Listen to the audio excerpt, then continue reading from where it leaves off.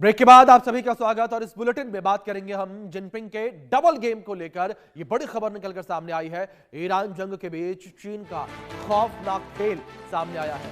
Taiwan को घेरने की तैयारी जो है वो चीन कर रहा है। ये बड़ी खबर जो फिलहाल निकलकर सामने आ रही है।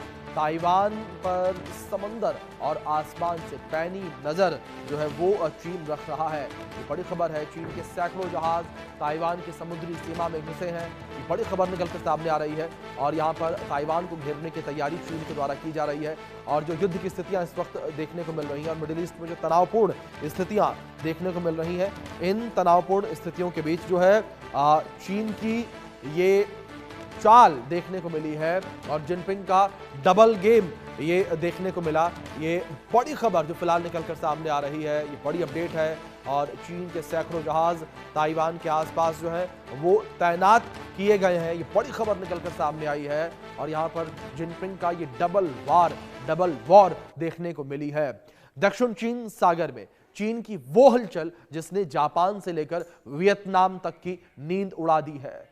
क्या चीन इस मौके पर फायदा उठाकर ताइवान को निगलने वाला है? क्या अमेरिका की दो तरफा घेराबंदी चीन के लिए गोल्डन चांस बन गई है? आज हम इस पेचीदा जियोपॉलिटिक्स को आसान भाषा में समझने की कोशिश करेंगे। आप देखिए खास रिपोर्ट।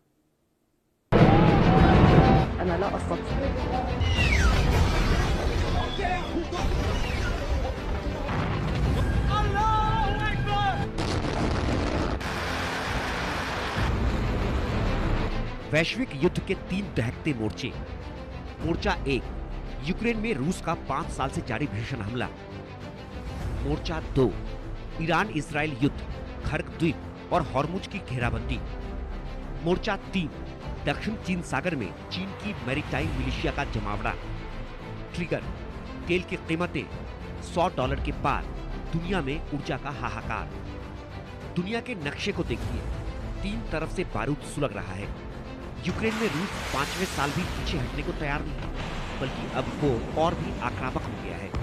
उधर मध्य पूर्व में आग लगी है। अमेरिका और इजराइल ने ईरान के सबसे बड़े तेल केंद्र खर्क द्वीप को निशाना बनाया, जिससे चीन को होने वाली तेल सप्लाई ठप हो गई।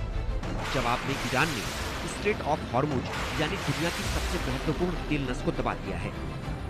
नतीजा, पूरी दुनिया में तेल की कीमतें आसमान छू गई है। लेकिन असली खेल कहीं और चल रहा है। जब अमेरिका का पूरा ध्यान ईरान और रूस पर टिका है, तब ड्रैगन यानी चीन ने दक्षिण चीन सागर में अपनी चालें तेज कर दी है। विशेषज्ञों का मानना है कि ये तीनों संघर्ष अलग अलग नहीं, बल्कि एक दूसरे से जुड़े हुए हैं। अगर रूस किसी नाटो देश पर हाथ डालता है या चीन ताइवान की ओर कदम बढ़ाता है, तो 1945 के बाद यह सबसे भीषण तबाही होगी। 13 मार्च की घटना हजारों चीनी नौकाओं की असामान्य गतिविधि, ज्यामितीय आकार, समुद्र में एल और आयताकार कतारें, 300 से 400 किलोमीटर तक फैलाव, बिना मिलिट्री कमान के ऐसा अनुशासन असंभव। मकसद, क्या यह ताइवान की समुद्री नाकेबंदी का रिहर्सल है?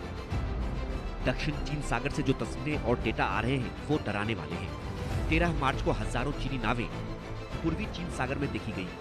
ये साधारण मछुआरे नहीं है, बल्कि चीन की मैरीटाइम मिलिशिया है, यानी वो सैनिक जो मछुआरों के वेश में रहते हैं। समंदर में इन्होंने 400 किलोमीटर लंबी कतारें बनाई। खराब मौसम और तेज हवाओं के बीच इन नावों का एक दूसरे से सटीक दूरी बनाए रखना बताता है कि इन्हें बीजिंग से सीधा मिलिट्री ऑर्डर मिल रहा है। इसे ग्रे जोन स्ट्रेटजी कहते हैं, यानी बिना युद्ध घोषित किए दुश्मन को घेर लेना। उधर अमेरिका ने इस इलाके से अपने पैट्रियट मिसाइल सिस्टम और विमान वाहक पोत हटाकर ईरान की ओर भेज दिए हैं। हिंद प्रशांत क्षेत्र में पैदा हुआ यह सिक्योरिटी वैक्यूम चीन के लिए किसी वरदान से कम नहीं है। क्या चीन इसी ताक में था कि कब अमेरिका कमजोर पड़े और वो ताइवान पर झपट्टा मारे? ट्रंप की यात्रा। मार्च के अंत में डोनाल्ड ट्रंप की चीन यात्रा प्रस्तावित। ऊर्जा संकट, ईरान से आने वाला 13% तेल युद्ध के कारण खतरे में। रणनीतिक भंडार, चीन के पास 6 महीने का तेल बैकअप मौजूद। खामोशी का राज, ताइवान बॉर्डर पर चीनी जेट्स की घुसपैठ अचानक कम हुई। लेकिन यहाँ एक बड़ा सस्पेंस है। एक तरफ चीन की नौकाएं समुद्र में युद्धाभ्यास कर रही हैं, तो दूसरी तरफ ताइवान के आसमान में चीनी लड़ाकू विमानों की घुसपैठ हाल के वर्षों में सबसे कम हो गई है। आखिर क्यों? विश्लेषकों का मानना है कि इसके पीछे 2 वजहें हैं। पहली, मार्च के अंत में अमेरिकी राष्ट्रपति डोनाल्ड ट्रंप चीन जाने वाले हैं। शी जिनपिंग चाहते हैं कि बातचीत से पहले माहौल गर्म न हो, ताकि वो ट्रेड और तकनीक पर कुछ डील कर सके। दूसरी वजह है तेल। चीन अपनी ऊर्जा जरूरतों के लिए ईरान और वेनेजुएला पर निर्भर है। अमेरिका ने इन दोनों देशों की घेराबंदी कर दी है। अगर चीन आज युद्ध शुरू करता है तो उसे लंबे समय तक तेल की जरूरत होगी। हालांकि चीन के पास 1.4 अरब बैरल का स्टॉक है, जो 6 महीने तक चल सकता है। लेकिन क्या वो इतना बड़ा रिस्क लेगा? यह खामोशी शायद तूफान से पहले की शाल थी। इतिहास 1958 में जब अमेरिका लेबनान में था, तब माओ ने ताइवान पर हमला किया था। फंदा रणनीति। माओ ने अमेरिका को 2 फंदों लेबनान और ताइवान में फंसाया था। आज का हाल, अमेरिका फिर से मध्य पूर्व ईरान के फंदे में फंसा हुआ है। बड़ा अंतर, चीन की सेना के अंदर चल रही है बड़ी सफाई। इतिहास खुद को दोहराता है। 1958 में जब अमेरिकी सेना लेबनान में व्यस्त थी, तब चीनी नेता माओ त्से-तुंग ने ताइवान के द्वीपों पर गोले बरसाए थे। आज फिर वही स्थिति है। अमेरिका ईरान के दलदल में धंसता जा रहा है, लेकिन 2026 का चीन 1958 जैसा नहीं है। शी जिनपिंग ने अपनी ही सेना के अंदर एक शुद्धिकरण अभियान चला रखा है। 2022 से अब तक 100 से ज्यादा बड़े सैन्य अफसर हटाए जा चुके हैं। यहाँ तक कि ताइवान रणनीति बनाने वाले जनरल हे वेइदोंग को भी हटा दिया गया है। जानकारों का कहना है कि चीन की सेना इस वक्त अंदरूनी बदलावों से गुजर रही है।